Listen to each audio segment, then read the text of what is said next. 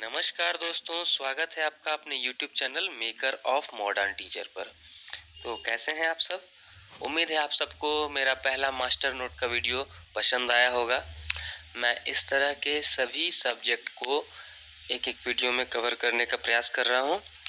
एक ही वीडियो में जितने भी इम्पोर्टेंट क्वेश्चन होंगे, उन सब के आंसर के साथ आपको नोट प्रोवाइड करवाऊँगा। और आप यदि इन्हें परीक्षा से एक दिन पहले भी 1 घंटा टाइम देकर आप पढ़ लेते हैं, तो आशा है कि आपको समझ में आ जाएगा। ये हर उस बच्चे के लिए है, हर उस प्रशिक्षु के लिए जिसने अभी तक कुछ भी नोट नहीं बनाया है। तो चलिए शुरू करते हैं।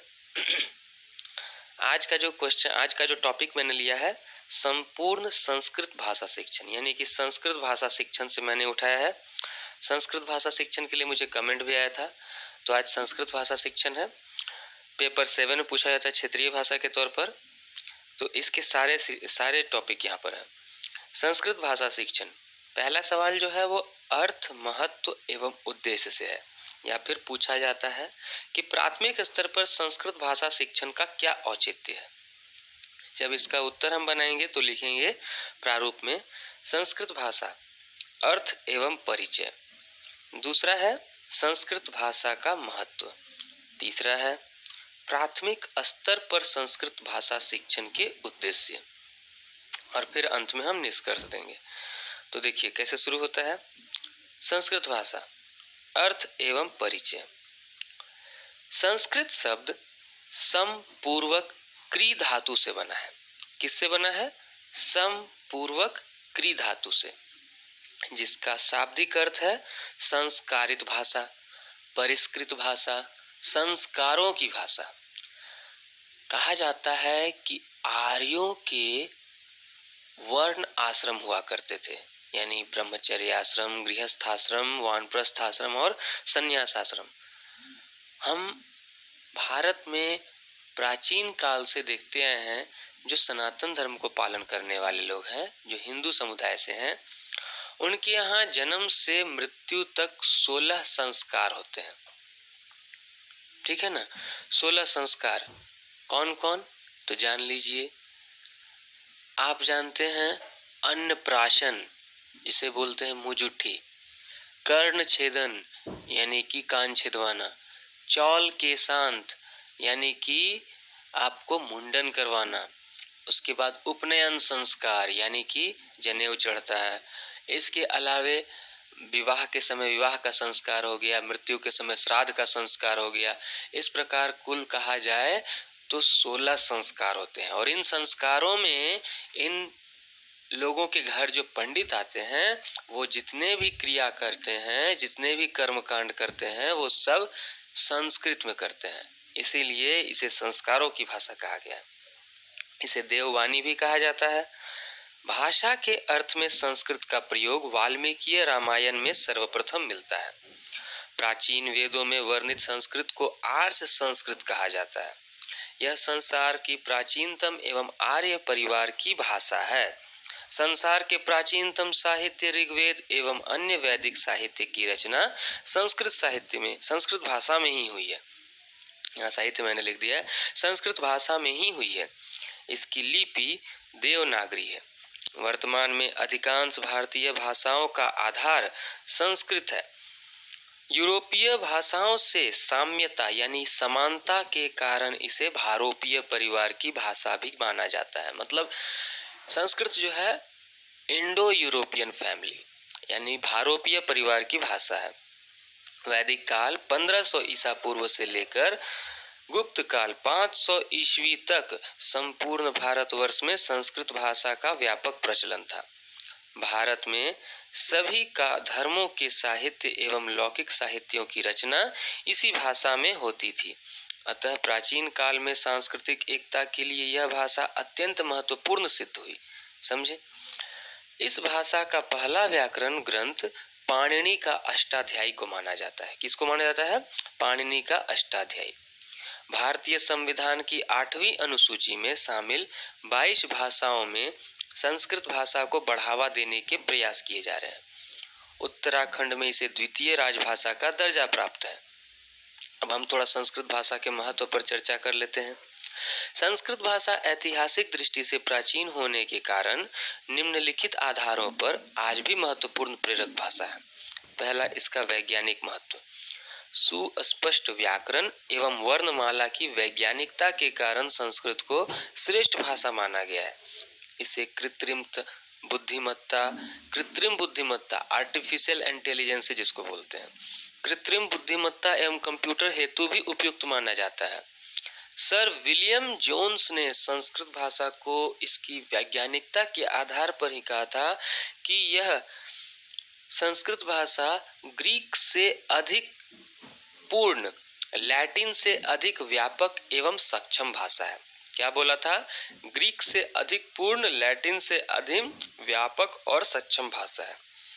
राष्ट्रीय एकता में विशेष इसकी भूमिका है। कैसे? तो प्राचीन वैदिक, बौद्ध व जैन साहित्य में वर्णित विचार के केंद्र में प्रतिबिंबित भौगोलिक एवं सांस्कृतिक एकता के आधार पर यह कहा जा सकता है कि राष्ट्रीय एकता में संस्कृत भाषा का विशेष योगदान रहा है। जितने भी साहित्य है ना, इनके केंद्र में सिर्फ एक ही बात रहा है प्राचीन काल में, सांस्कृतिक, धार्मिक, सामाजिक, भौगोलिक, राजनीतिक एकता जरूर रही है। और ये सारे साहित्यों की रचना संस्कृत में हुई है। वेद, उपनिषद, पुराण एवं अन्य साहित्य की यह मूल भाषा है। विष्णु पुराण में भारत के संदर्भ में वर्णित विचार इस प्रकार है। विष्णु पुराण है, पुराणों की संख्या 18 है, उसमें एक है विष्णु पुराण। सबसे पुराना पुराण मत्स्य पुराण को कहा जाता है। तो इस पुराण में आपको ये वर्णित विचार है कि उत्तरम यत् समुद्रस्य हिमाद्रेश्चैव दक्षिणम वर्षम तद भारती नाम भारती संतति यत्र। मतलब कहा गया उत्तरम यत् समुद्रस्य, कि जिसके जो समुद्र के उत्तर में है, जो समुद्र के उत्तर में है। कौन है समुद्र के उत्तर में? तो भारत है, क्योंकि भारत के दक्षिण में समुद्र है। हिमाद्रेश्चैव दक्षिणम, ये जो हिमालय के दक्षिण में है, पहाड़ियों के दक्षिण में है। तो हिमालय हमारे उत्तर में है, तो हम तो उसके दक्षिण में हुए। वर्षम तद भारती नाम, उस देश का नाम वर्षों से भारत है।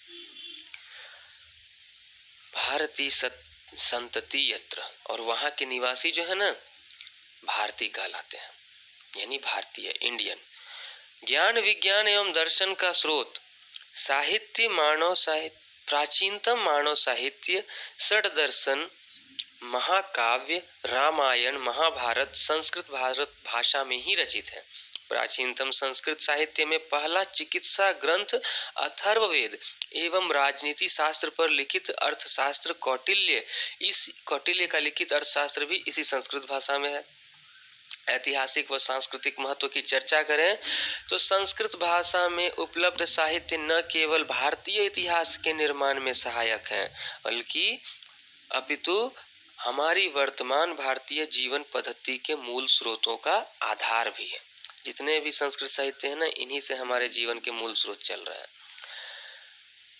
भारत में आर्यों के जीवन पर इन्हीं वैदिक साहित्यों से प्रकाश पड़ता है। वर्ण व्यवस्था से लेकर विवाह पद्धति तक एवं आर्यों के 16 संस्कारों एवं 4 वर्णाश्रमों का परिचय इसी से प्राप्त होता है। वाल्मीकि कृत रामायण, जिसे चतुर्विंश संहिता, मतलब कि जिसमें 24,000 श्लोक हैं, और महाभारत में 1 लक्ष है, यानी कि 1 लाख। प्रारंभिक नाम इसका जय संहिता था महाभारत का। इनके प्रभावों का आज भी देखा जा सकता है, हमारे जीवन में बहुत सारे प्रभाव हैं इससे। प्राथमिक स्तरों पर गणित संस्कृत शिक्षण का औचित्य क्या है? विश्व की इस प्राचीनतम भाषा के संरक्षण एवं विकास की दिशा में सरकार एवं संगठन के स्तर पर प्रयास जारी है। डीडी न्यूज द्वारा प्रारंभ वार्तावली कार्यक्रम तथा प्रसारित किए जाने वाले समाचार में इस भाषा का महत्व बढ़ा है। इस भाषा के शिक्षण के विभिन्न उद्देश्य हैं। जैसे पहला है प्राथमिक स्तर पर संस्कृत शिक्षण के उद्देश्य। तो चर्चा कर दीजिए कि फलों, वस्तुओं, जानवरों आदि के नाम संस्कृत में बताना, इसका मतलब है। अगला है लिंग, वचन, संज्ञा, सर्वनाम आदि को छोटे छोटे वाक्यों के माध्यम से बताना। अब हम उच्च माध्यमिक स्तर पर संस्कृत शिक्षण का उद्देश्य की चर्चा करते हैं। तो यहाँ है कि संस्कृत का वास्तविक परिचय बच्चों को उच्च प्राथमिक स्तर पर होता है। कहाँ होता है? उच्च प्राथमिक स्तर पर। अतः इस स्तर पर संस्कृत शिक्षण के उद्देश्य इस प्रकार होंगे। क्या होंगे? कि गद्यांशों को शुद्ध एवं स्पष्ट वाचन करने का कौशल विकसित करना। दूसरा है श्लोकों, पद्यों का आरोह अवरोह के साथ शुद्ध एवं सुस्पष्ट पाठ करने की दक्षता विकसित करना। धातु रूप, शब्द रूप, सर्वनाम, शब्द प्रत्यय, उपसर्ग, अव्यय, संधि, समास इत्यादि का ज्ञान कराना। संस्कृत के छोटे छोटे गद्यांशों एवं श्लोकों का अनुवाद करने की क्षमता प्रदान करना। छोटे छोटे हिंदी वाक्यों का संस्कृत में अनुवाद करने की दक्षता प्रदान करना। जब हम निष्कर्ष की बात करें तो संस्कृत भाषा भारतवर्ष ही नहीं अपितु संपूर्ण विश्व की प्राचीनतम भाषाओं में से एक है। यह हमें सामाजिक, राजनीतिक व वैज्ञानिक हर स्तर पर प्रभावी ज्ञान प्रदान करने में सहायक है। संस्कृत के कई श्लोक व्यक्ति को बड़ा बड़ा ज्ञान दे देते हैं। विद्या ददाति विनयम, विनय ददाति पात्रताम, पात्रत्वा धर्माप्नोति, धनात् धर्मः ततः सुखम। कहते हैं विद्या से आप में विनयता आती है, विनयता से आप विनय यानी विनम्र बनते हैं, और विनम्रता जब आपके अंदर आ जाएगी तो आप किसी भी चीज को धारण करने योग्य यानी पात्र बन जाते हैं। जब पात्र हो जाते हैं तो आपके पास धन एकत्रित होने लगता है, और धन एकत्रित होने लगता है तो आप धार्मिक कार्य करके सुखी बनते हैं। अतः प्रत्येक भारतीय को अपनी इस संस्कृत भाषा का आदर पूर्वक अध्ययन करना चाहिए। चलिए अब हम देखते हैं संस्कृत भाषा शिक्षण में पाठ्य वस्तुओं की, पाठ्य पुस्तकों की आवश्यकता। या कुछ पूछा जाए कि संस्कृत भाषा शिक्षण में पाठ्य पुस्तक विधि का महत्व, तो पाठ्य पुस्तक का परिचय जान लीजिए, फिर पाठ्य पुस्तक का अर्थ देख लीजिए, पाठ्य पुस्तक की परिभाषा जान लीजिए, पाठ्य पुस्तकों की आवश्यकता, उसके उद्देश्य व महत्व जान लीजिए, और पाठ्य पुस्तकों के प्रकार, अंत में पाठ्य पुस्तकों के गुण दोष। यह सवाल आपको हिंदी भाषा शिक्षण में भी उपयोगी होगा। जिन्होंने क्षेत्रीय भाषा में कोई भी विषय रखा हो, खोरठा, नागपुरी, कुरमाली, उन्हें भी इसका प्रयोग करने में, माने ये जवाब आप अगर पाठ्य पुस्तक वहाँ पूछा जाता है तो आप पूरा जवाब को अपनी भाषा में लिख दें। नागपुरी में अगर समझ सकते हैं तो नागपुरी, नहीं तो हिंदी में भी, अगर आप कुड़ुख में, कुरमाली में या खोरठा में लिख रहे हैं तो भी। परिचय क्या है? भाषा शिक्षण की सबसे पुरानी विधियों में से एक है पाठ्य पुस्तक विधि, जो प्राथमिक से लेकर उच्चतर स्तर की कक्षाओं तक अपनाई जाती है। इसमें कलात्मक ढंग से विद्यार्थियों के सामने विषय वस्तु को प्रस्तुत करते हैं। अर्थ देखते हैं। प्राचीन भारत में पाठ्य पुस्तकों के लिए ग्रंथों का प्रचलन था। ग्रंथ शब्द का अर्थ है गूंथना, बांधना या क्रम से रखना। गुरुकुलों में आचार्य लोग ताड़पत्र या भोजपत्र को अपने शिष्यों के समकक्ष क्रम से रखते थे। उनमें बीच में छेद करके किसी धागे से गूंथ भी देते थे, अतः इन्हें ग्रंथ कहा जाता था। पाठ्य पुस्तक को अंग्रेजी में बुक कहा जाता है। बुक शब्द बैक से उत्पन्न हुआ है। हम परिभाषा की बात करते हैं तो सी.वी. गुड के अनुसार यह एक निश्चित पाठ्यक्रम के अध्ययन साधन के रूप में एक शैक्षिक स्तर के लिए एक निश्चित विषय पर व्यवस्थित ढंग से लिखी पाठ्य पुस्तक है। सी.वी. गुड क्या बोलते हैं कि पाठ्य पुस्तक जो है ना, क्या है, एक निश्चित साधन है जिसमें एक निश्चित विषय पर एक निश्चित शैक्षिक स्तर के लिए लिखा जाता है। जिस कक्षा की पाठ्य पुस्तक रहेगी उसी कक्षा में उपयोग की जाएगी। अब इसकी आवश्यकता या उद्देश्य या महत्व जो बोलिए उसकी चर्चा करते हैं। पाठ्य पुस्तक की आवश्यकता तथा कक्षा शिक्षण में पाठ्य पुस्तक विधि के उद्देश्य को हम इन बिंदुओं से समझ सकते हैं। पहला है बालक की कल्पना शक्ति को विकसित करना। दूसरा है बालक की ज्ञान की सीमा विस्तृत करना। तीसरा है ज्ञान को व्यवहारिक रूप देने की प्रेरणा प्रदान करना। बालक में स्वाध्याय के प्रति रुचि उत्पन्न करना। बालकों में शुद्ध अशुद्ध, अच्छा बुरा, सत्य असत्य का ज्ञान जागृत करना। पाठ्य पुस्तक के प्रकार का वर्णन करते हैं। पहला है सूक्ष्म अध्ययन की पाठ्य पुस्तकें। गंभीरता से अध्ययन की जाने वाली पाठ्य पुस्तकें इसके अंतर्गत आती हैं। कैसी? गंभीरता से अध्ययन की जाने वाली, जिनका उद्देश्य बच्चों के ज्ञान भंडार में वृद्धि करना होता है, भाषा ज्ञान कराना एवं प्रसंगों का भली भांति अध्ययन कराना। इसका अन्य उद्देश्य बच्चों की लेखन शैली एवं कवि एवं लेखक के भाव का ज्ञान कराना होता है। दूसरा, विस्तृत अध्ययन वाली पुस्तकें, जिनके अंदर द्रुत पाठ से अध्ययन की जाने वाली पुस्तकें इसमें आती हैं। इसमें सीखी गई सत्रावली का प्रयोग करते हैं। इसके विद्यार्थी शीघ्र पढ़कर उसका अर्थ प्राप्त करते हैं। मतलब आपको जो सिखाया गया है वाचन कौशल या पठन कौशल, इसका प्रयोग करके उसको जल्दी पढ़ना सीखते हैं। पाठ्य पुस्तक विधि की विशेषताएं क्या क्या हैं? संस्कृत शिक्षण में इस विधि द्वारा विद्यार्थी सस्वर वाचन में निपुण हो जाते हैं। किसमें? सस्वर वाचन। इस विधि के विद्यार्थी कक्षा में सक्रिय रहते हैं। भाषा के पाठ्य पुस्तक का उद्देश्य भाषा में पाठ्य पुस्तक का उद्देश्य केवल जानकारी प्राप्त करना ही नहीं बल्कि भाषा का ज्ञान कराना है। पाठ्य पुस्तकों का निर्माण बच्चों की रुचि के आधार पर होता है, अतः छोटी कक्षाओं में बड़ी बड़ी आकारों की और अक्षरों की रंग बिरंगी पुस्तकें प्रयोग की जाती हैं। पाठ्य पुस्तक रुचि के सिद्धांत पर आधारित होता है। देखते होंगे आप लोग, भाषा साहित्य की पाठ्य पुस्तकों में गद्य पद्य व्याकरण आदि खंडों में विभाजित पाठ्य पुस्तकें विद्यार्थी के लिए लाभदायक होती हैं। ऐसा नहीं कि एक ही पाठ्य पुस्तक में शब्द दिए, गद्य या कहीं न कहानी का अलग, कविता का अलग, या फिर उसमें खंड विभाजित होगा। पाठ्य पुस्तक बच्चों के वास्तविक जीवन से संबंधित होते हैं। पाठ्य पुस्तक अमूर्त को मूर्त रूप में प्रस्तुत करने में सहायक होते हैं। पाठ्य पुस्तकों में बच्चों के स्तरानुकूल होते हैं। पाठ्य पुस्तकों का विषय का क्रमबद्ध ज्ञान उपस्थित होता है पाठ्य पुस्तकों में। पाठ्य पुस्तक रोचक, सार्थक, ज्ञानवर्धक व व्यवहारिक साधन है। अब हम पाठ्य पुस्तक के दोष देख लेते हैं। हर जगह कुछ गुण होता है तो कुछ दोष भी होता है। तर्क शक्ति के विकास में कमी, अवधारणा पूरा नहीं होता, बौद्धिक विकास का न होना, पठन क्रिया में कठिनाई, व्यवहारिक ज्ञान में कमी, लेखन क्षमता का विकास न होना, पाठ्य पुस्तकों की अनुपलब्धि। निष्कर्ष के रूप में हम कह सकते हैं, चाहे कितने ही दोष गिनाए जाएं, परंतु पाठ्य पुस्तक विधि प्राचीनतम काल से शिक्षण की सर्वाधिक उपयोगी विधि है।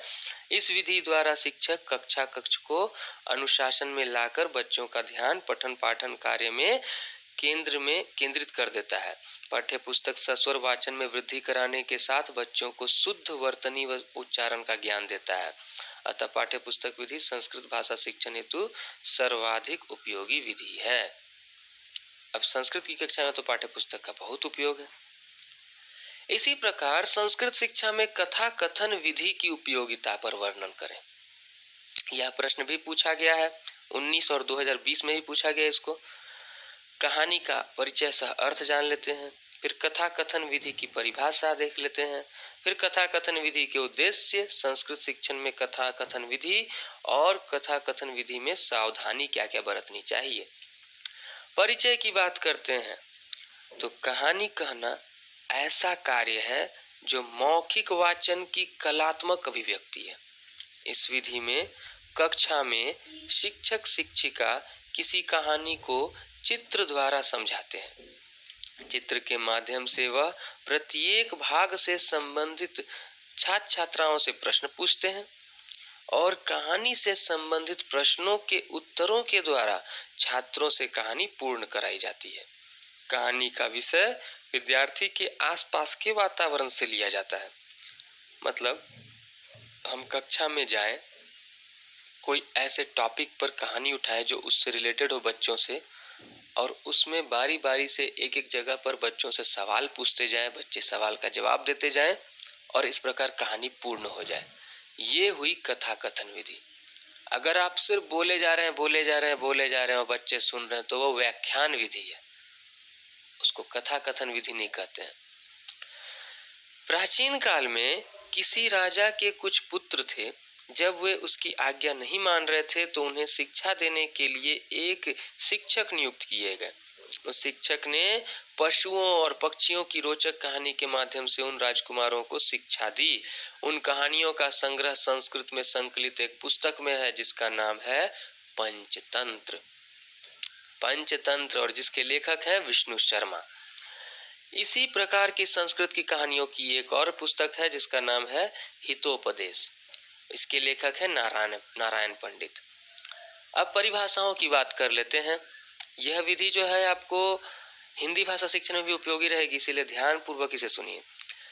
प्रेमचंद के अनुसार कहानी एक ऐसी रचना है जिसमें जीवन के अंग या मनोभावों को प्रदर्शित करना ही लेखक का उद्देश्य होता है। क्या है?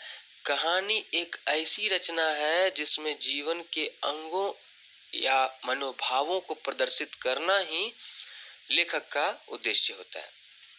एडगर एलिन पो के अनुसार कहानी वह छोटी आख्यानात्मक रचना है जिसमें एक बैठक में पढ़ा जा सके, जिसे एक बैठक में, ध्यान रखिए अगर खंड खंड में पढ़ते हैं तो कथा कथन बेकार हो जाएगा।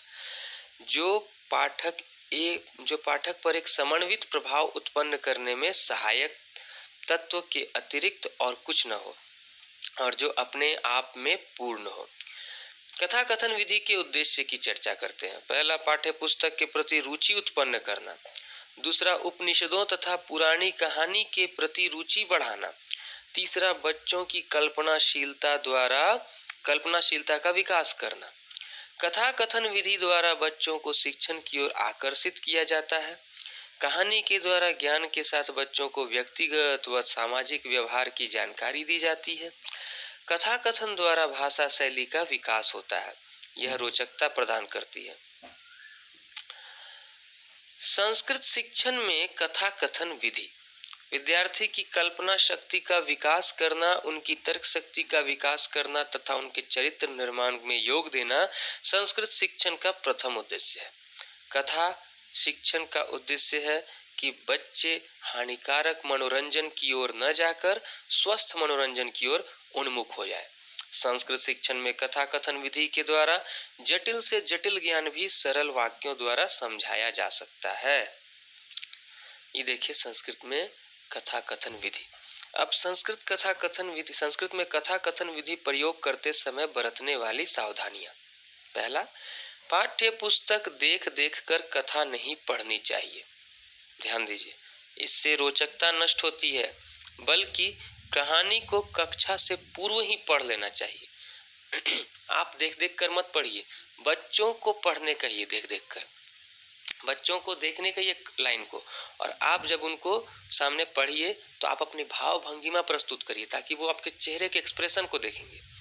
शिक्षक को चाहिए कि वह कक्षा में घूम घूम कर, एक जगह खड़े होकर नहीं, वह बच्चों के सामने अभिनय व भाव भंगिमा का प्रयोग करते हुए कथा कथन का प्रयोग करे।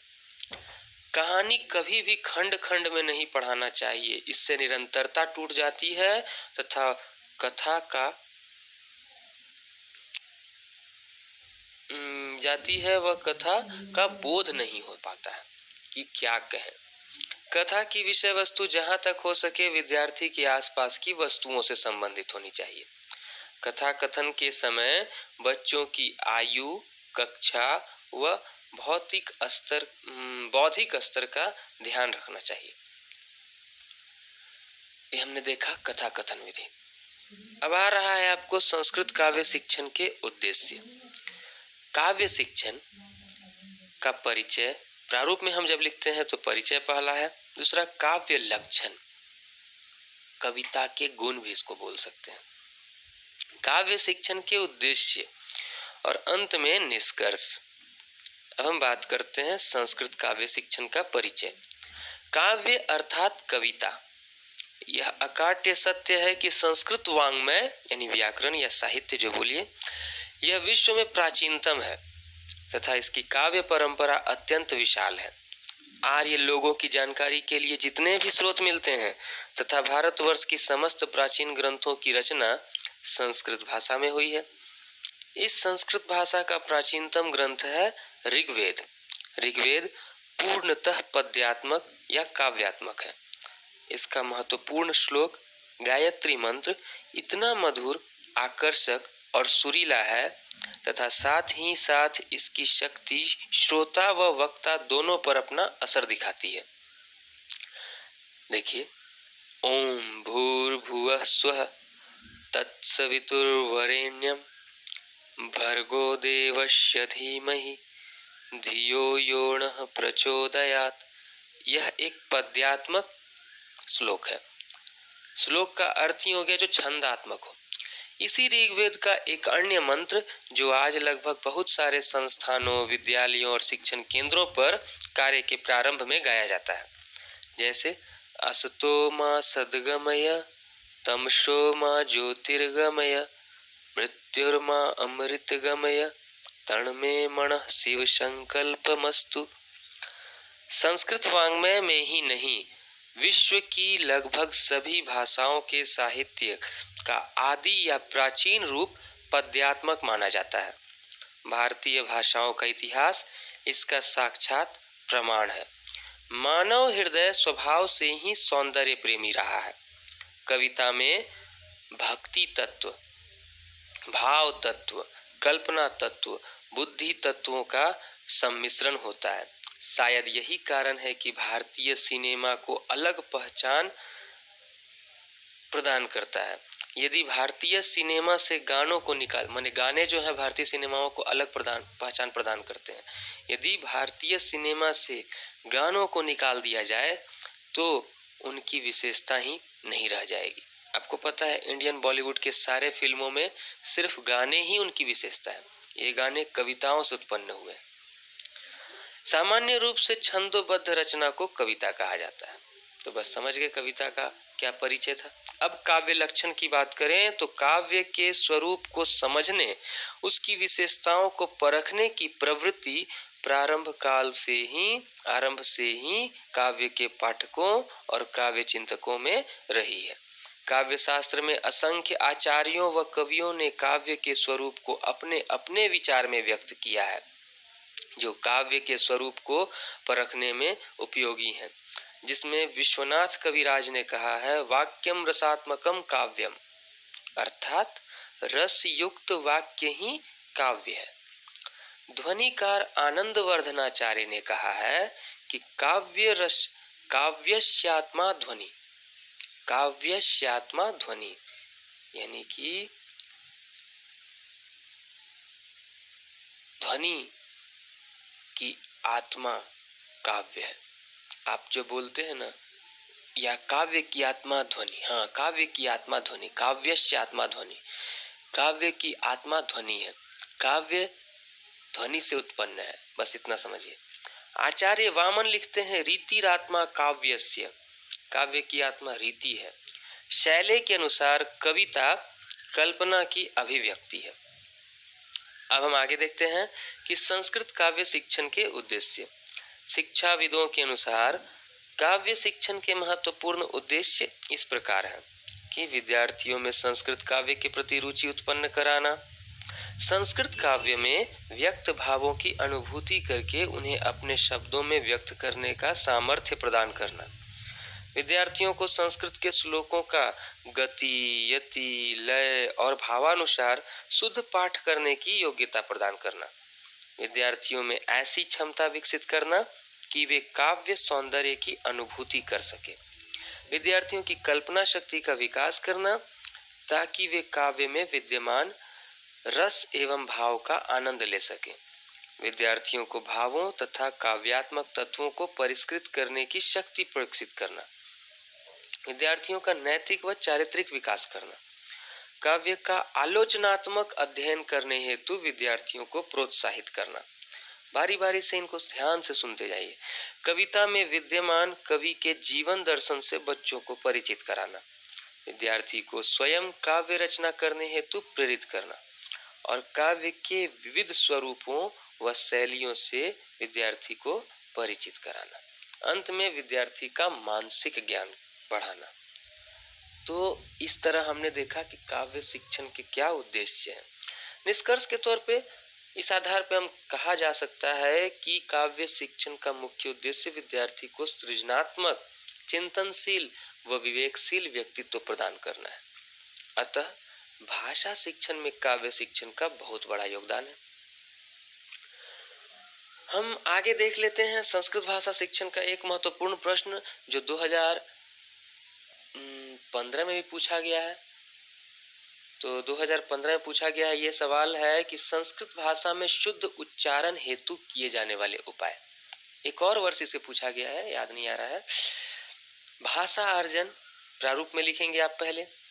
भाषा अर्जन और भाषा अधिगम समझिए। अधिगम और अर्जन। अधिगम जो आप सीखते हैं और अर्जन जो आप अपने अंदर जमा करते हैं। सीखी हुई चीजें भूली जा सकती हैं, जो जमा कर लिया आपने, आपके अंदर समाहित हो गई, वो खत्म नहीं हो सकता है। तो भाषा का अर्जन शब्द उपयोग करते हैं। अधिगम भाषा के संदर्भ में उपयोग नहीं करते हैं, एनसीएफ का भी कहना है। कक्षा में भाषा अधिगम होता है, उसको भाषा अर्जन में रूपांतरित करना है। भाषा अर्जन, भाषाई कौशल, भाषा शिक्षण जिसमें उपचारात्मक शिक्षण, भाषाई अशुद्धियों के कारण और अशुद्धि को सुधारने के उपाय। अब हम भाषा अर्जन की चर्चा करते हैं। भाषा अर्जन की प्रक्रिया एक स्वाभाविक और अनौपचारिक प्रक्रिया है जो कक्षा में भाषा के अधिगम से भिन्न है। इसका अर्थ यह हुआ कि शिशु अपने वातावरण से श्रवण एवं अनुकरण की प्रवृत्ति द्वारा सीखता है। जो भाषा सीखता है वह पारिवारिक वातावरण में बोली जाने वाली भाषा की ध्वनियों को सुनकर ग्रहण करता है तथा उन्हें अपने ढंग से प्रकट करने का प्रयास करता है। प्रमुख भाषा अर्जन की विधियां हैं सहजता, अनुकरण, अभिव्यक्ति की व्याग्रता, अभ्यास, बारंबारता एवं संक्षिप्तता। मतलब इस तरीके से वो ग्रहण करता है। आगे जाते हैं तो भाषाई कौशल। अब भाषाई कौशल की बात करते हैं तो शिक्षण का अर्थ है ज्ञान प्रदान करना। क्या? ज्ञान प्रदान करना व कुशलता विकसित करना। भाषा शिक्षण से हमारा अभिप्राय उस विशिष्ट विधि से है जिसके द्वारा भाषाई कुशलता का विकास संभव हो। समझ में आया? भाषाई कुशलता का विकास हमारे अंदर हो जाए, यही है भाषा शिक्षण। अब इसके लिए भाषा के 4 प्रकार के कौशल हैं। कौन कौन से कौशल हैं? श्रवण, वाचन, पठन, लेखन। हर एक भाषा में इससे संबंधित सवाल आता है। ध्यान दीजिए, LSRW, listening, speaking, reading and writing. आपको ये चारों कौशल पर ध्यान देना परम आवश्यक है। भाषा शिक्षण की उपचारात्मक शिक्षण। रोग के निदान के बाद जब उसका अनुकूल इलाज किया जाता है तो वह उसका उपचार होता है। इसी प्रकार भाषा शिक्षण में छात्र की ग्राह्यता की कमजोरी का पता लगाकर उसको दूर करने के लिए उपचारात्मक शिक्षण का प्रयोग किया जाता है। समझे? तो यह है भाषा शिक्षण में उपचारात्मक शिक्षण, रिमेडियल टीचिंग, यानी कि आप ट्रीटमेंट कर रहे हैं, सुधार कर रहे हैं। भाषा संबंधी अशुद्धियों के क्या क्या कारण हैं? लिखने व सुनने में असावधानी व लिपि के समुचित ज्ञान का अभाव होना। सही से लिखा नहीं, सही से सुना नहीं, तो सही से लिखा नहीं, और सही से लिखा नहीं इसका कारण है कि उसको लिपि का ज्ञान नहीं है। प्रांतीय व क्षेत्रीय भाषाओं का प्रभाव एवं वर्णोच्चारण में कुछ समानता। मैंने देखा है कहीं कहीं के लोग र को ड़ बोल देंगे, त को ट बोलेंगे, इसका प्रयोग कुछ गलत कर देते हैं। अब किसी शब्द का उच्चारण, जैसे कि गाड़ी, अब उसको गाड़ी हम जैसे देखते हैं। इस तरह के बहुत सारे शब्द हैं जो कि प्रांतीय क्षेत्रीय भाषाओं में साम्यता के कारण गलत उच्चारण होते हैं। शिक्षक द्वारा वर्तनी भूल का सुधार न होना। हमेशा कहा जाता है, मैं भी कहता हूं आपको, कक्षा में बच्चों के सामने आप पढ़ाइए तो अपनी वर्तनी पर ध्यान रखिए, और यदि कुछ गलती कर देते हैं तो उसको सुधार दीजिए, वरना बच्चे उसी को पकड़ लेंगे। बच्चों का उच्चारण अशुद्ध होना, व्याकरणिक नियमों का कम ज्ञान, पर्याप्त विस्तृत अध्ययन तथा शब्द भंडार का अभाव, मात्राओं के नियम से अनभिज्ञ होना, लिखने में तीव्रता होना, बार बार जल्दी जल्दी लिखना और मात्रा का कम ज्ञान है, सुलेख व श्रुतलेख का कम अभ्यास। अब हम इन अशुद्धियों को सुधारने के क्या क्या उपाय प्रयोग कर सकते हैं? कक्षा में अध्यापक अध्यापिका द्वारा शुद्ध उच्चारण होना, ठीक है। संस्कृत गद्य पद्य पढ़ते समय वर्तनी की शुद्धता पर बल दिया जाना, विद्यार्थियों से शुद्ध उच्चारण करवाना, हिंदी शब्दकोश का प्रयोग करना, यथासंभव सुलेख का प्रयास जितना हो सके, खेल पद्धति द्वारा वर्तनीगत शुद्धता का ज्ञान कराना, यानी कि स्पेलिंग मिस्टेक वाले को सुधारने के लिए खेल विधि का यूज करें। उसके बाद है शिक्षण हेतु दृश्य श्रव्य साधनों का प्रयोग करना, ठीक है। विद्यार्थियों की कठिनाइयों का व्यक्तिगत रूप से ध्यान देना और लिपि का पूर्ण व स्पष्ट ज्ञान कराना, सावधानी से पढ़ने और लिखने पर बल देना, लिखित कार्यों की त्रुटियों का सुधार करना, व्याकरणिक नियमों का ज्ञान कराना और कुछ समान उच्चारण वाले वर्णों में अंतर स्पष्ट करना। तो ये है जिससे हम वर्तनी को सुधार सकते हैं। कुल मिलाकर के जो अभी तक हमने 4-5 प्रश्न देखे वो संस्कृत भाषा शिक्षण के लॉन्ग क्वेश्चंस वाले खंड के लिए इम्पोर्टेंट लगे। एक प्रश्न दृश्य श्रव्य साधन से है तो मैं उसका उत्तर यहाँ प्रस्तुत नहीं कर पाया। दृश्य श्रव्य साधन के लिए मैं हिंदी भाषा शिक्षण में आपको उत्तर उसका ले आऊंगा, वहां से भी आप पढ़ेंगे तो इसमें प्रयोग में ला सकते हैं। अब हम जानना चाहते हैं एक प्रश्न प्रत्येक वर्ष इसके ग्रामर सेक्शन, देखिए 2 सेक्शन होता है संस्कृत में, एक हो गया लॉन्ग क्वेश्चन का और दूसरा हो गया ग्रामर सेक्शन। भाषा शिक्षण के बाद अब ग्रामर सेक्शन में आते हैं तो एक प्रश्न निश्चित रूप से आपको एक लकार संबंधी पूछा जाता है कि अस्था का लिट लकार और लोट लकार बताइए, पा का लंग लकार विधि लिंग लकार बताइए, पट का लिट व लंग लकार बताइए। तो ये जो लकार पूछा जाता है आपको 5 लकार होते हैं। कौन कौन होते हैं? लट लकार, लिट लकार, लोट लकार, लंग लकार, विधि लिंग लकार। 5 लकार के नाम है कि लट लकार वर्तमान काल, लिट लकार भविष्यत काल, लंग लकार भूतकाल, लोट लकार जो होता है उसका प्रयोग हम अनुज्ञा या आज्ञा या प्रश्नवाचक शब्दों के लिए करते हैं, और विधि लिंग लकार यानी कि जिसका प्रयोग हम चाहिए और सकना के अर्थ में करते हैं। देखिए अभी हम देख रहे हैं लट लकार को कैसे हम याद रख सकते हैं। इसके लिए मैंने एक शॉर्टकट ट्रिक लिखा है। लकार लिखते समय एक वचन, द्विवचन, बहुवचन, आपको यहाँ पर ज्ञानी बनने के लिए नहीं कह रहा हूं मैं, आपको बस सिर्फ इतना बता दे रहा हूं, उसका ट्रिक याद रख लीजिए ताकि आप परीक्षा में भर दें आंसर में। एक वचन, द्विवचन, बहुवचन और एक साइड पुरुष, प्रथम पुरुष, मध्यम पुरुष, उत्तम पुरुष। लट लकार के एक वचन, द्विवचन, बहुवचन, एक वचन में ती, द्विवचन में तह, बहुवचन में अंति। मध्यम पुरुष में एक वचन में सी, द्विवचन में थ, बहुवचन में थ, और उत्तम पुरुष में एक वचन में आमी, द्विवचन में आम, आव, और बहुवचन में आम हो जाएगा। यहाँ मैंने आव लिख दिया है, आम हो जाएगा। देखिए अभी बताता हूँ, समझाता हूँ। ती तह अंति सी थ थ आमी आव आम। अब आगे हम इसको पठ धातु पर प्रयोग कर देते हैं। जब पठ धातु पर प्रयोग करते हैं तो मैंने आपको बताया केवल धातु के साथ इन शब्द को लगाना है। पठ के साथ ती जोड़े तो पठती बन गया, पठ के साथ त जोड़े तो पठता बन गया, पठ के साथ अंति जोड़े तो पठंती बन गया, पठ के साथ सी जोड़े तो पठसी, पठ के साथ थ जोड़े तो पठता, और पठ के साथ थ जोड़े तो पठत, पठ के साथ आमी जोड़े तो पठामी, फिर पठावा, फिर पठामा।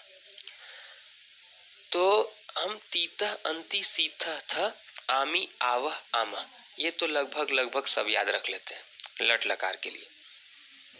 अब हम बात करते हैं लिट लकार पर। लिट लकार में भविष्यत काल के लिए इष्यति, इष्यतः, इष्यन्ति, इष्यसि, इष्यथः, इष्यथ, इष्यामि, इष्यावः, इष्यामः। यहाँ तो पुराने वाले तीतः अंति सीथा था आमी आवह आमह के साथ इष्य इष्य इष्य जोड़ दिया गया है। तो ये याद रखिए भविष्यत काल वाले लिट लकार में इष्य इष्य इष्य, यानी कि एक लकार याद किए तो आपको 2 लकार याद हो गया। अब पट के साथ जोड़ दीजिए तो पठिष्यति, पठिष्यतः, पठिष्यन्ति, पठिष्यसि, पठिष्यथः, पठिष्यत्, पठिष्यामि, पठिष्यावः, पठिष्यामः। आपको इसका शॉर्टकट ट्रिक याद रखते जाना है। आगे हम लंग लकार को देख लेते हैं। भूतकाल के लिए प्रयोग किया जाता है लंग लकार। देखिए मैंने यहाँ गोल गोल गोल बनाया है आपको बताने के लिए। क्या बताना चाहता हूँ अभी दिखाता हूँ। देखिए त ताम न अह तम त अम आओ आम। क्या है इसका? त ताम न अह तम त अम आओ आम। फिर से सुनिए, त ताम न अह तम त अम आओ आम। और सभी पदों के शुरू में अ लगाना है।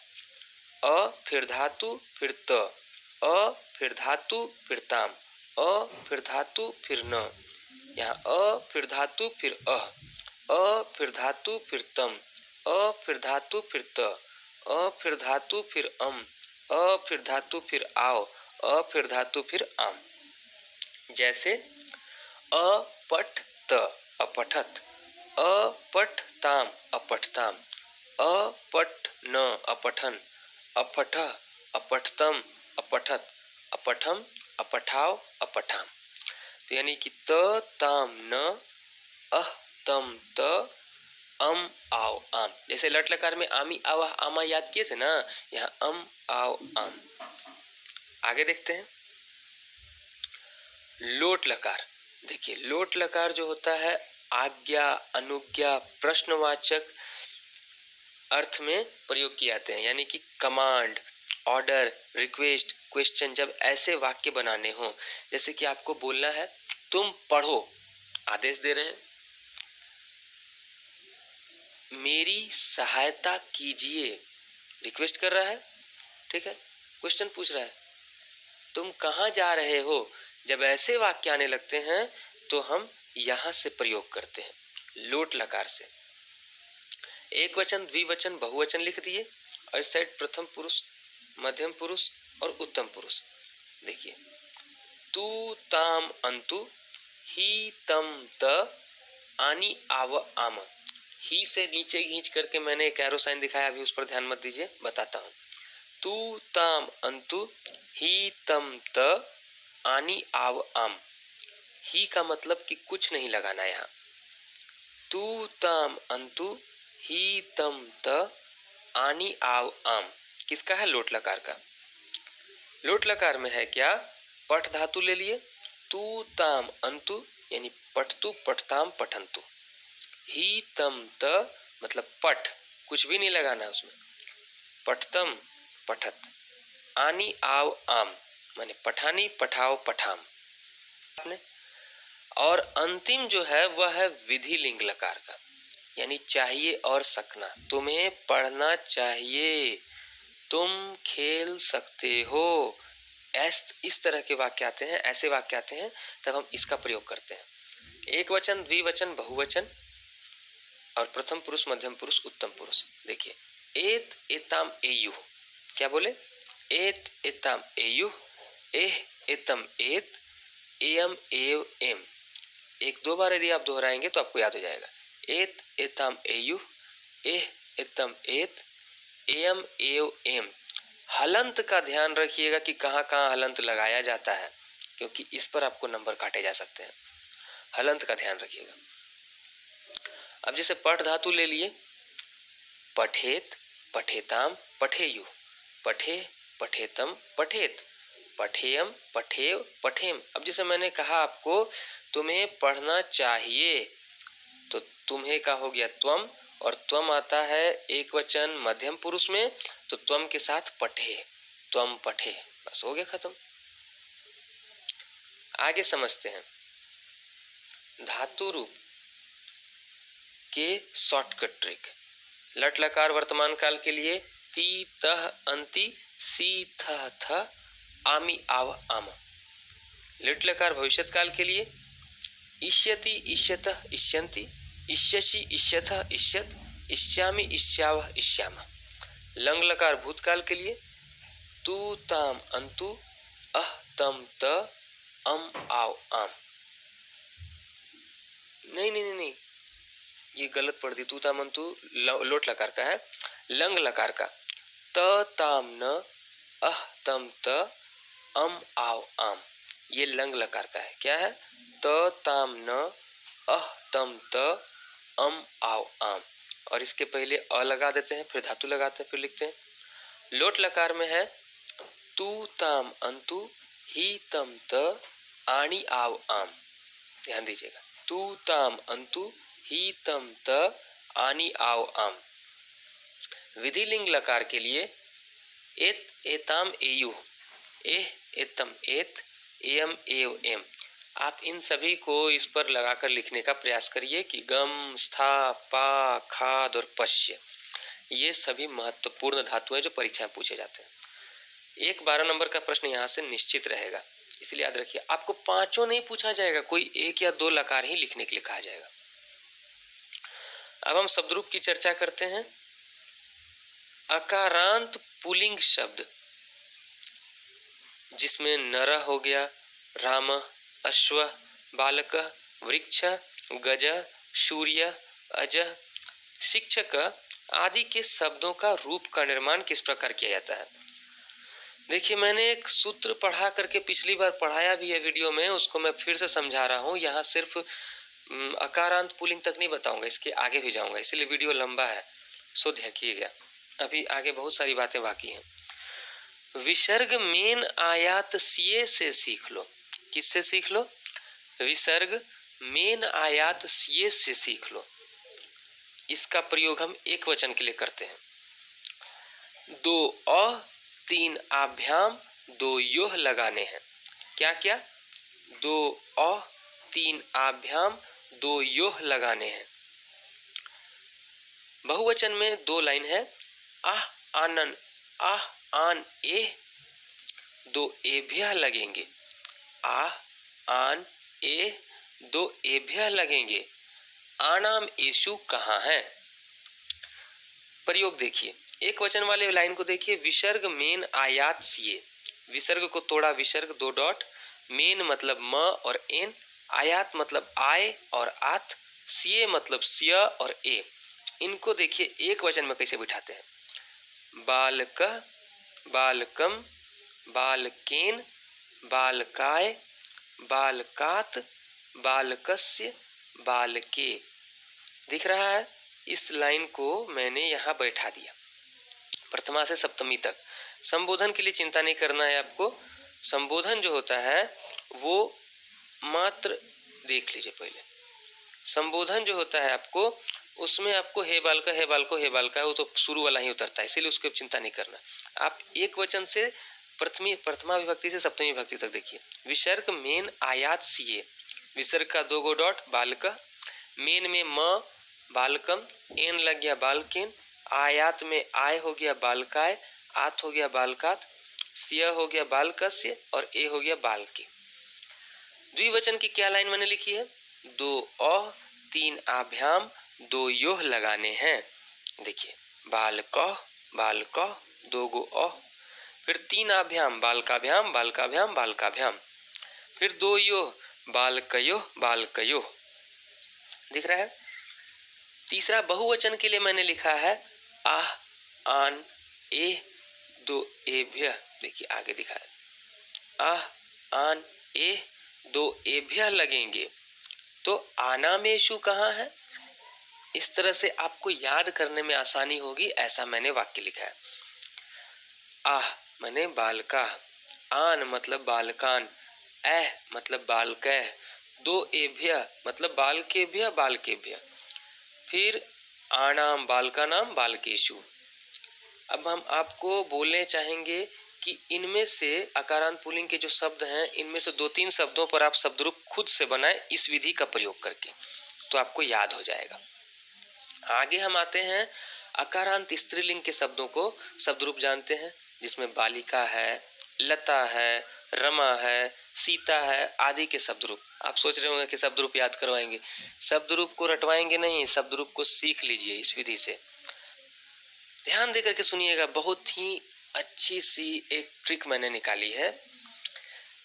जब भी आप शब्द रूप में स्त्रीलिंग का शब्द रूप बनाते हैं तो एक वचन का ट्रिक क्या होगा, उसका शब्द जो है उसी को लिख दीजिए। जैसे मैं लता का ले रहा हूं, तो लता, मया ये यह याम। क्या बोले, मया ये यह याम। ये आपको एक वचन का ट्रिक है। लता मया ये यह याम। अरे भाई, मया ये यह याम। तो इसको जो है ना याद कैसे कर लेते हैं। लता लिख दिए फर्स्ट नंबर पे, जो भी शब्द रहेगा उसी को लिख दिए। अब मया ये यह याम, म जोड़ना है यानी लताम, या जोड़ना है, या जोड़ना है लताये, या याम लतायाम, यानी मया ये याम। आपको हो गया लताम, लतिया, लताये, लताया, लतायाम। अगला हम द्विवचन के लिए ट्रिक क्या है, दो ए तीन आभ्याम दो योह लगाने हैं। कितने, दो यो, दो ए तीन आभ्याम दो योह लगाने। इतना याद रखे, बीच में तो तीन को हमेशा आभ्याम ही आ जाता है।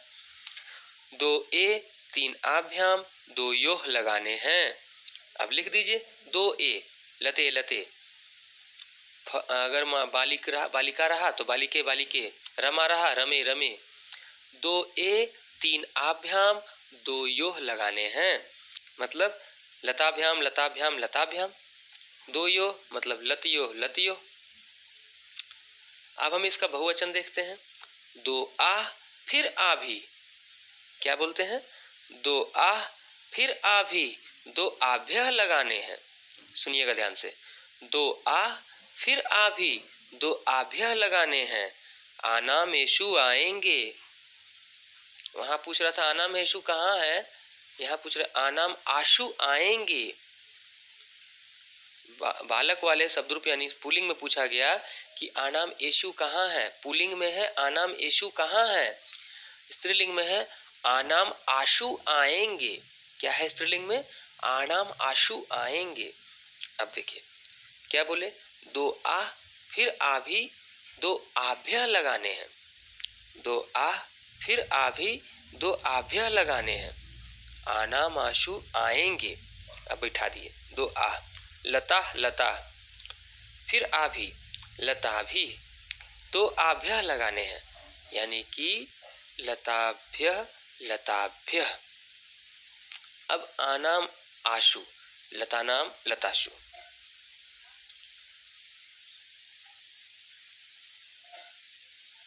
अब जो है नपुंसक लिंग, अब इसको वही बैठा दिए। अब फिर से हम शॉर्टकट ट्रिक में देख लेते हैं कि एक वचन में क्या है कि जो भी शब्द हो उसके साथ मया ये या याम, यानी लता फिर मया ये या याम। और उसके बाद द्विवचन में हम क्या है, दो ए तीन आभ्याम दो योह लगाने हैं। और बहुवचन में दो आ फिर आ भी दो आभ्यह लगेंगे। आना माशु आएंगे। अब इसे बैठा दीजिए, मया ये या याम, उस पर बैठ गया लताम लतियो लताये लताया लताया लतायाम। फिर दो ए तीनाभ्याम दो योह लगाने हैं, लते लते लताभ्याम लताभ्याम लताभ्याम लतियो लतियो। उसके बाद दो आ फिर आ भी दो आभ्य आएंगे और आनाम आशु आएंगे। तो लता लता लता भी लताभ्य लताभ्य लता नाम लतासु। अब हेलते हेलते हेलता, इस आधार पे आप बालिका रमा सीता इनके बारे में लिखेंगे। अब नपुंसक लिंग की चर्चा कर लेते हैं। तो फलम गृहम भवनम ग्रामम नैवेद्यम, ये जितने भी शब्द रूप हैं इनमें प्रथम दो को ही केवल याद करें, बाकी सारे अकारांत पुल्लिंग यानी कि बालका सूर्य इत्यादि की तरह चलेंगे। जैसे फलम फले फलानी फलम फले फलानी, अगर पत्रम है तो पत्रम पत्रे पत्राणी पत्रम पत्रे पत्राणी। अगर गृहम है गृहम गृहे गृहाणी गृहम गृहे गृहाणी। अगर ग्रामम है ग्रामम ग्रामे ग्रामाणी ग्रामम ग्रामे ग्रामाणी। बाद में जो है ना वो चलेंगे आपको, देखिए ये वाले शब्द रूप पढ़ते हैं ना है कि विसर्ग मेन आयात ये से सीख लो, पुलिंग वाला तो उसका म एन आय आत स्य ए, तो यहाँ बैठा दिए फलम हो गया, फलम से जोड़िए फलेन, फलाए, फलात, फलस्य, फलिए। उसके बाद बीच वाला तो बहुत आसान होता है, दो आह तीन आभ्याम दो योह लगाने हैं, पुल्लिंग का था तो दो आह के जगह पर तो फले होता है रूप में नपुंसकलिंग का, यानी जो भी रहेगा। तीन आभ्याम, फलाभ्याम, फलाभ्याम, फलाभ्याम, किसी का भी समझिए, स्त्रीलिंग, पुल्लिंग, नपुंसकलिंग, आपको आभ्याम बीच में लगेगा। फलियो, फलियो, फिर फलानी, फलानी, ये हो गया। और इसके बाद एभ्य, एभ्य, आभ्याम, एषु, ये जो है ना आपको पुल्लिंग से ही उठाया गया है। फल, फलेभ्य, फलेभ्य, फलानाम, फलेषु। 2 से 3 बार इसको देखिए, बनाने का प्रयास कीजिए, आपको हो जाएगा क्लियर। अब हम संधि की चर्चा कर लेते हैं। प्रत्येक वर्ष आपको 5 या 6 प्रश्न संधि से रहते हैं, तो क्या सब संधि पढ़ना है इतना संधि में? जी नहीं, सबसे मोस्ट इंपॉर्टेंट जो है वह स्वर संधि है। आपको स्वर संधि में दीर्घ, गुण, वृद्धि, यण, अयादि, इनसे हर साल पूछेगा। अगर 6 संधि है तो 4 संधि इनसे रहेगा। देखिए, व्यंजन संधि में 2 संधि कभी कभी दे दिए जाते हैं, वो शत्व और जशत्व और मु अनुस्वार, और विसर्ग में रुत्व और उत्व। खैर अब समझते हैं स्वर संधि। स्वर संधि में पहला संधि है दीर्घ संधि। क्या है? दीर्घ संधि।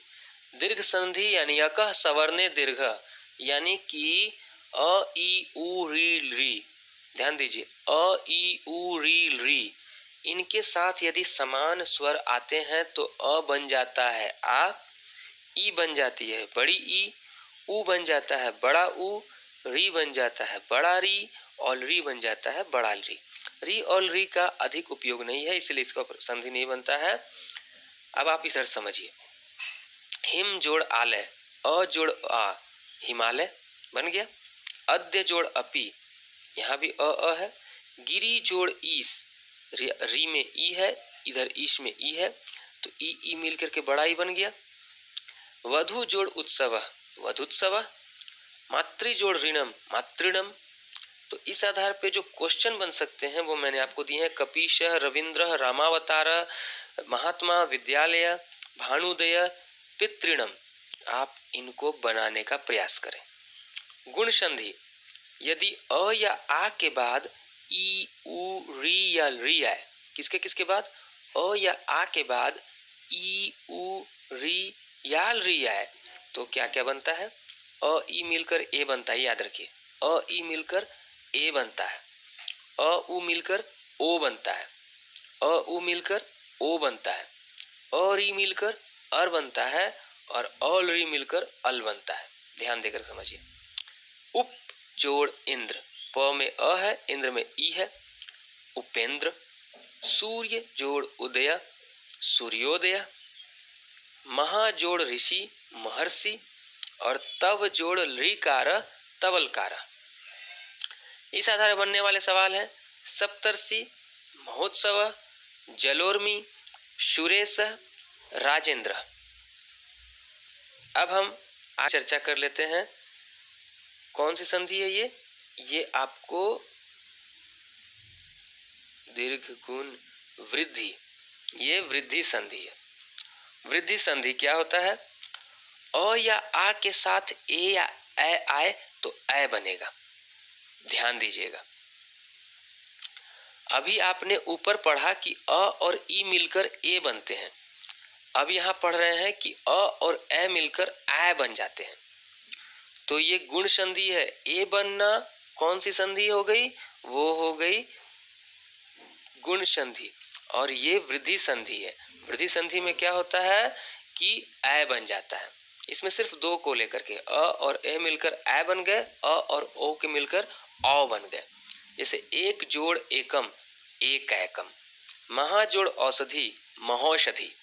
ठीक है, इस आधार पे जो क्वेश्चन बन सकते हैं सदैव, नैवम, वनौषधि, इनको बनाने का प्रयास करें। यण संधि में जब हम चर्चा करते हैं तो ई, उ, री या ली, इनके बाद कोई भी असमान या दूसरा स्वर आता है तो क्या बन जाएगा? य बन जाएगा, उ व बन जाएगा, री र बन जाएगा और री ल बन जाएगा। कैसे बनेगा? इति जोड़ आदि, इति जोड़ आदि। तो त में ई है और आदि में अ है, आ है, तो ये ई य मिलकर के या बन जाएगा। आप खुद जोड़ के देखिए ना, ई या बना ना, तो इत्यादि। सु जोड़ आगतम, स्वागतम। इस आधार बनने वाले सवाल हैं। यद्यपि अध्यादेश और स्वर संधि की अंतिम संधि है अयादि संधि। यदि ए ऐ ओ औ के बाद कोई दूसरा स्वर न आए, ठीक है ना, यदि ए ऐ ओ औ के बाद कोई दूसरा स्वर वर्ण आए तो क्या बन जाएगा? ए बन जाएगा ऐ बन जाएगा आय, ओ बन जाएगा औ बन जाएगा आओ। ध्यान दीजिएगा, ए बन जाएगा ऐ बन जाएगा आय, ओ बन जाएगा औ बन जाएगा आओ। जैसे ने जोड़ अनम, नयनम। ठीक है। अब इसी तरह से अगर मान लीजिए कि और भी होता है, नो जोड़ इकह, नाविकह। नो जोड़ इकह, नौ जोड़ इकह, नाविकह। नौ मने नाव हो गया और उसमें इकह अगर बनाते तो नाविकह बनता है। यहाँ पर पो जोड़ अनम, पवनम। इस आधार पे मैंने कुछ सवाल दिए हैं, शयनम, भवनम, पावकह, रावणा। आप इसको एक बार और रिपीट करके दोबारा पीछे से रिपीट करके देख लेंगे। कुछ प्रमुख संधि के प्रश्न दिए हुए यहाँ पर, जो यहाँ पर मैं ऊपर नहीं बता पाया उसे मैं कर दे रहा हूँ, बहुत कम ही उससे पूछे गए हैं जिसे इसके अंदर। सरोवरह, सरह जोड़ वरह, विसर्ग संधि। विद्यार्थी को आप बनाएंगे उल्लेख, उत जोड़ लेख, उल्लेख। यह हो गया व्यंजन संधि। एक एकम, पावक, नीरसह, नी जोड़ रसह, व्यंजन संधि। वदुत्सव, कविंद्र, फिर कश्चित, कह जोड़ चित, व्यंजन संधि है। सच्चरित्र, सत्य जोड़ चरित्र, व्यंजन संधि है। फिर महर्षि, वसुधैव और प्रधानाचार्य। फिर पित्रादेश इत्यादि, परोपकार, सदैव, दिग्गजः। दिग्गजः की संधि मैंने छोड़ी है आपको बनाने के लिए, बहुत ही आसान है, बहुत ही आसान है। थोड़ा प्रयोग करके इसको बनाने का प्रयास कीजिए। ये सारे पिछले वर्षों के प्रश्न हैं। अब संस्कृत के पुरुष को थोड़ा समझ लीजिए तो आपको ना अनुवाद करने में आसानी होगा। मुझे लगता है इस वीडियो में मैं पूरा अनुवाद का नहीं करवा पाऊंगा क्योंकि उससे वीडियो लेंदी होने लगेगा आपके लिए। मैं अनुवाद संबंधी एक अन्य वीडियो बना दूंगा जो स्पेशल अनुवाद रिलेटेड होगा, ज़्यादा लंबा नहीं होगा। खैर, यहाँ के इन सारे वीडियो को आप जरूर देख लेंगे, इस सारे वीडियो को कंटिन्यू देखिए भी। पुरुष क्या होता है? पुरुष तीन होते हैं, प्रथम पुरुष, मध्यम पुरुष, उत्तम पुरुष। प्रथम पुरुष फर्स्ट पर्सन यानी जिसके बारे में बात की जाती है, ठीक है। यहाँ है मध्यम पुरुष जो सुनने वाला होता है, श्रोता, और उत्तम पुरुष यानी जो बोल रहा होता है। अब इसे आप चार्ट में समझिए। चार्ट कुछ इस प्रकार है, एक वचन, द्विवचन, बहुवचन और पुरुष मैंने बता दिया, प्रथम पुरुष, मध्यम पुरुष, उत्तम पुरुष। जो बात कर रहा है, बोल रहा है, वह उत्तम पुरुष में है। वह अपने आप को, उससे पता नहीं, अगर वो मैं बोल, जब भी कोई बोलने वाला होगा तो अपने आप को मैं कह के बताएगा, हम कह के बोलेगा। हमको नहीं पता चल पाता है वो स्त्रीलिंग है कि पुल्लिंग है, मैं या हमसे थोड़े पता चलता है। तो उत्तम पुरुष का लिंग निर्धारण नहीं होता है। जो सुनने वाला होता है उसको हम लोग हमेशा बोलेंगे तुम लोग, आप लोग। इससे भी लिंग का निर्धारण नहीं होता है, इसीलिए मध्यम पुरुष में भी लिंग नहीं पाया जाता है। प्रथम पुरुष यानी जिसके बारे में बात की जाती है वो सदैव तीन लिंगों में होते हैं, पुल्लिंग, स्त्रीलिंग, नपुंसकलिंग। पुल्लिंग में सह तौ ते, स्त्रीलिंग में सा ते ता, नपुंसकलिंग में तत् ते तानी। याद रखिएगा, सह सा तत् जो लिखा हुआ है पुल्लिंग, स्त्रीलिंग और नपुंसकलिंग, इसका अर्थ होता है वह। तीनों का अर्थ वह ही है। वह खेल रहा है तो हम यहाँ सह को लेंगे, सा या तत् को नहीं लेंगे। वह खेल रही है तो सा को लेंगे। और उसी प्रकार वह गिर रहा है, ये माने कि वह पेड़ है तो तत्, ठीक है ना। अब तौ ते ये वे दोनों हो गया, और ते ता तानी इसको वे शब्द कहते हैं। मध्यम पुरुष में त्वम युवाम यूयम यानी तुम दोनों, तुम सब। और उत्तम पुरुष में अहम आवाम वयम। ये हमने समझा कि पुरुष तालिका क्या होती है। अब पुरुष तालिका के आधार पर हम अनुवाद किस प्रकार करते हैं इसको देखिए, समझिए। संस्कृत अनुवाद लट लकार में। किसमें? लट लकार में। देखिएगा ध्यान से। लट लकार में एक वचन, द्विवचन, बहुवचन, प्रथम पुरुष, मध्यम पुरुष, उत्तम पुरुष इस समय है। प्रथम पुरुष में पुल्लिंग, स्त्रीलिंग और नपुंसकलिंग मैंने तीनों के लिए लिखा। सह, तौ, ते पुल्लिंग के लाइन में है। स्त्रीलिंग में सा, ते, ता और नपुंसकलिंग में तत्, ते, तानी प्रथम पुरुष के लिए मैंने लिख दिया। अब ये प्रथम पुरुष में एक वचन में सह के साथ या सा के साथ या तत् के साथ ती का प्रयोग होगा। जिस तरह से लट लकार का शॉर्टकट ट्रिक याद होगा, ती तह अंति, सी थ थ आमी आवह अमह, तो यहां हम बैठा दिए। सह भी लगाएंगे अगर हम बोले वह पढ़ रहा है या वह पढ़ता है, बात से पता चल रहा है पुल्लिंग है, तो वह हो गया। और वह हो गया तो उसके साथ पठ धातु का लट लकार, प्रेजेंट काल है इसीलिए, वर्तमान काल है इसीलिए हम पठ धातु का एक वचन लेने जाएंगे। और एक वचन में क्या होता है? ती होता है, तो पठती, सह पठती। उसी प्रकार वे दोनों पढ़ रहे हैं तो तौ पठतः, या वे दोनों पढ़ रही हैं तो ते पठतः। वे सब पढ़ रहे हैं तो ते पठंती, ता पठंती, कुछ भी बोल सकते हैं। इसी प्रकार मध्यम पुरुष में त्वम युवाम यूयम, इनके साथ हम लगाते हैं सी थ थ। देखिए अब हम यहाँ एक सवाल को लेते हैं कि हम सब पढ़ते हैं, मैंने गलती कर दी थोड़ा सा लिखने में, आवाम लिख दिया था। हम सब पढ़ते हैं तो हम सब को संस्कृत में वयम बोलते हैं, ऊपर दिख रहा है। और वयम के साथ हम आमह लगाएंगे क्योंकि आमह आएगा यहाँ लिस्ट में, तो वयम हो गया, पठ के साथ आमह लग गया तो वयम पठामह।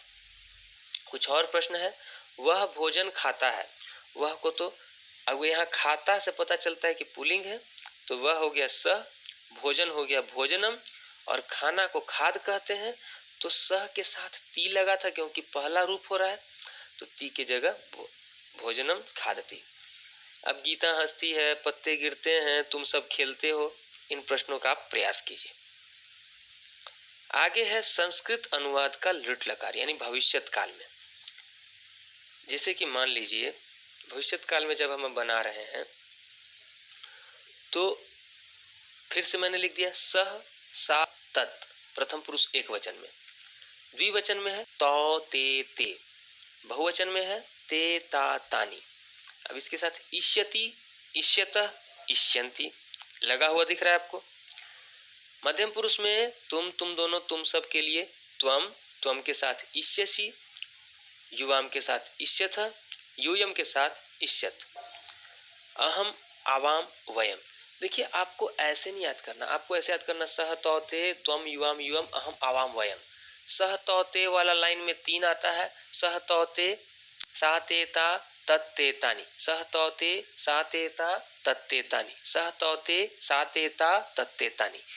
अब यहाँ पर जो शॉर्टकट ट्रिक है वो शॉर्टकट ट्रिक आप लकार वाला यूज कर लिया कीजिए साथ में बैठा करके। हम लोग घर जाएंगे, अब हम लोग को क्या बोलते हैं? तो वयम बोलते हैं। घर को क्या बोलेंगे? तो गृहम बोलेंगे। जाना को गम बोलते हैं। गच्छ लट लकार में प्रयोग करेंगे, लेकिन यहाँ पर लट लकार में उसको गम बोलेंगे। अब गम या गच भी लगा दे, चलिए गम हो गया। अब हम जानते हैं वयम के साथ ईश्यामह लगता है, तो वयम गृहम गमिष्यामः बन गया। प्रमोद कल पटना जाएगा, आने वाला कल को स्वह बोलते हैं, बीता वाला कल को यह बोलते हैं। मैं कुछ शब्दावली एक प्रस्तुत करूंगा आपके सामने बहुत जल्दी। प्रमोद श्वः, प्रमोद श्वः पाटलिपुत्र नगरम गमिष्यति। मैं खाना खाऊंगा, राजा गरीबों को धन देता है, मैं प्रतिदिन बगीचे में घूमता हूँ, सूर्य पूर्व दिशा में उगता है। कम से कम इतने प्रश्नों का आप अभ्यास करें। अनुवाद और कुछ महत्वपूर्ण संस्कृत शब्दावली लेकर मैं बहुत जल्द ही एक वीडियो प्रस्तुत कर दूंगा। तब तक आप अपनी तैयारी को ऐसे ही करते रहिए।